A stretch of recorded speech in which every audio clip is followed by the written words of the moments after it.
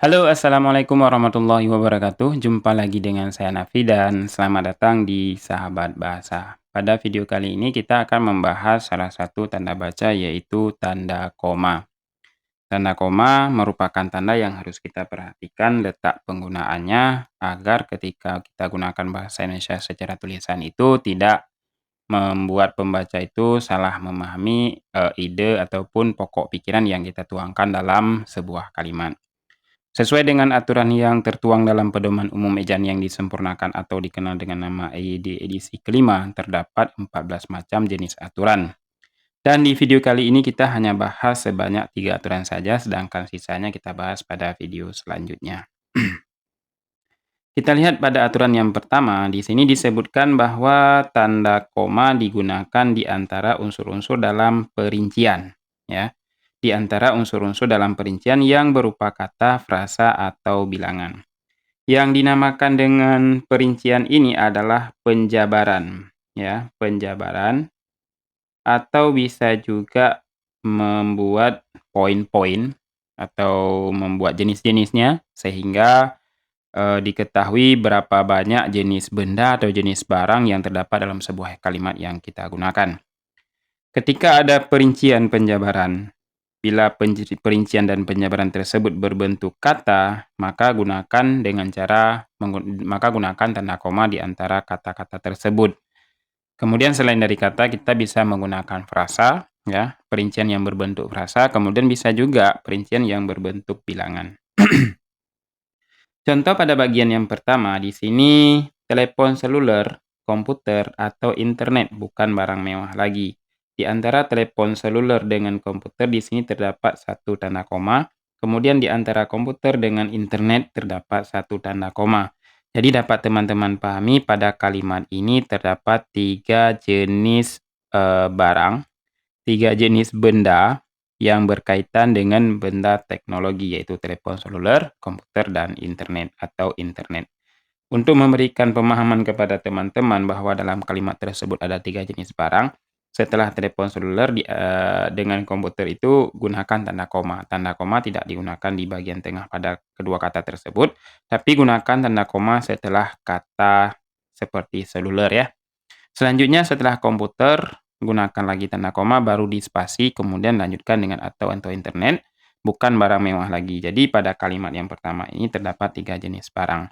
Kemudian selanjutnya contoh yang kedua, buku, majalah, dan jurnal. Buku, majalah, dan jurnal termasuk sumber kepustakaan. Dapat kita pahami juga bahwa dalam kalimat ini terdapat tiga jenis bahan bacaan, ya. Terdapat tiga jenis bahan bacaan atau bahan kepustakaan atau sumber kepustakaan. Seandainya pada kalimat nomor 2, teman-teman bisa perhatikan contoh yang kita kembangkan ini, buku, majalah, jurnal, termasuk sumber kepustakaan. Nah, ini tidak kita gunakan tanda koma termasuk sumber kepustakaan. Artinya pada kalimat yang kita buat ini hanya terdapat satu jenis bacaan atau satu jenis bahan bacaan ya teman-teman ya. Kenapa? Karena di antara buku dan majalah dan jurnal itu tidak terdapat tanda koma. Kemudian kalimat yang terakhir, contoh yang terakhir ini, siswa yang duduk di bangku pertama, bangku kedua, dan bangku ketiga, silahkan maju ke depan. Nah, di bagian bentuk kata pertama ini merupakan bilangan. Begitu juga kedua dan ketiga ini merupakan bilangan. Karena bilangan pertama, kedua, dan ketiga menunjukkan urutan, maka kita harus menggunakan tanda koma. Jadi kesimpulan pada nomor pertama ini, ketika teman-teman menggunakan perincian berbentuk kata, frasa, atau bilangan, maka gunakan tanda koma. Selanjutnya pada aturan yang kedua, kita lihat di aturan yang kedua, tanda koma digunakan sebelum kata penghubung seperti tetapi, melainkan, dan sedangkan. Kata penghubung disebut juga konjungsi. Konjungsi atau disebut juga konjungtor. Ada istilah yang lain yaitu konjungtor.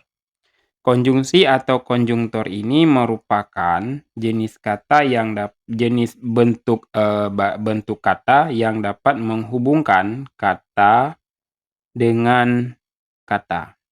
Ini yang pertama, kata dengan kata, yang kemudian yang kedua bisa frasa dengan frasa. Frasa dengan frasa, kemudian bisa juga menghubungkan klausa dengan klausa, ya. Jadi ada 3 komponen yang dapat dihubungkan dengan menggunakan konjungsi atau konjungtor, atau dalam bahasa yang mudah kita pahami, kata hubung, atau bisa juga kita sebut kata sambung. Misalnya, saya ingin membeli kamera, tetapi uang saya belum cukup sesuai dengan aturan. Tanda koma digunakan sebelum, bukan sesudah, sebelum kata penghubung. Di sini terdapat salah satu bentuk kata hubung, yaitu tetapi, yaitu salah satu bentuk konjungsi yang menghubungkan kata dengan kata, ya, atau disebut juga konjungsi koordinatif. Konjungsi koordinatif yaitu konjungsi yang menghubungkan kata dengan kata. Terdapat di sini yaitu tetapi, salah satunya tetapi. Sebelum kata tetapi di sini kita gunakan tanda koma. Sehingga kalimat ini disebut kalimat pertentangan atau kalimat majemuk pertentangan. Kenapa kita katakan kalimat majemuk pertentangan? Keinginan dari si saya ini untuk mendapatkan kamera. Karena dia belum memiliki uang, maka dia tidak dapat membeli kamera. Jadi ada pertentangan antara kemauan dengan hal yang harus dia penuhi. Kita lihat di kalimat yang kedua. Ini bukan milik saya, melainkan milik ayah saya. Melainkan ini juga merupakan konjungsi koordinatif, yaitu konjungsi yang menghubungkan kata dengan kata. Hanya saja di sini sudah kita gunakan dalam sebuah kalimat, ya, teman-teman, ya. Dia mengatakan bahwa suatu benda itu bukan milik si saya sebagaimana dalam kalimat. Kemudian di depannya ada konjungsi, kemudian sebelum konjungsi tersebut kita gunakan tanda koma, sehingga kalimat ini disebut kalimat majemuk pertentangan. Dan ke contoh yang terakhir, dia membaca cerita pendek. Dia membaca cerita pendek, di sini ada konjungsi sedangkan. Sedangkan adiknya melukis panorama. Sedangkan ini juga merupakan konjungsi koordinatif. Salah satu konjungsi koordinatif yaitu salah satu konjungsi yang menghubungkan kata dengan kata. Ketika konjungsi ini digunakan dalam sebuah kalimat dan ada pertentangan antara bagian yang pertama dengan bagian yang kedua, di sini terlihat oleh kata sedangkan, kemudian sebelumnya kita gunakan tanda koma. Maka yang ini disebut sebagai kalimat majemuk pertentangan. Untuk bagian konjungsi ini kita tidak uraikan lebih detail atau lebih spesifik karena akan kita bahas secara terpisah pada video-video selanjutnya. Kemudian kita lanjut pada aturan nomor 3. Tanda koma digunakan untuk memisahkan anak kalimat dengan induk kalimat, ya. Tanda koma digunakan untuk memisahkan anak kalimat dengan induk kalimat. Teman-teman harus terlebih dahulu memahami sedikit tentang bagaimana sih yang dikatakan dengan anak kalimat dan apa perbedaan antara anak kalimat dengan induk kalimat. Yang dikatakan dengan anak kalimat, ya, yang dikatakan dengan anak kalimat adalah bentuk kalimat, ya, yaitu adalah kalimat yang bergantung pada induk kalimat. Dia bergantung kalimat yang bergantung pada induk kalimat. Pada induk kalimat. Kemudian diawali oleh konjungsi, oleh bentuk konjungsi. Nah, apabila teman-teman dalam sebuah kalimat nanti menggunakan konjungsi di awal, ya, menggunakan konjungsi di awal itu disebut anak kalimat. Kemudian dia bergantung pada induk kalimat. Artinya, ketika dia berada di awal, dia tidak akan jelas isinya ketika tidak ada induk kalimat. Induk kalimat adalah bagian kalimat yang kedudukannya lebih penting daripada anak kalimat. Kita perhatikan contoh di sini. Kalau diundang, saya akan datang. Nah, teman-teman tadi sudah saya katakan bahwa anak kalimat adalah bentuk kalimat yang bergantung pada induk kalimat dan diawali oleh konjungsi. Kalau merupakan salah satu jenis konjungsi. Kalau diundang, kalau misalkan kita buat hanya sampai di situ saja. Apa sih sebenarnya yang kalau diundang? Siapa yang mengundang? Kemudian kalau tidak diundang ya tidak tahu kan apa isinya karena ini anak kalimat.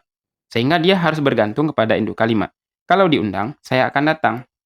Nah, saya akan datang ini merupakan induk kalimat karena dalam sebuah kalimat didahului anak kalimat, kemudian baru induk kalimat, maka setelah anak kalimat kita gunakan tanda koma. Letaknya yaitu setelah diundang di sini. Kalau diundang, saya akan datang.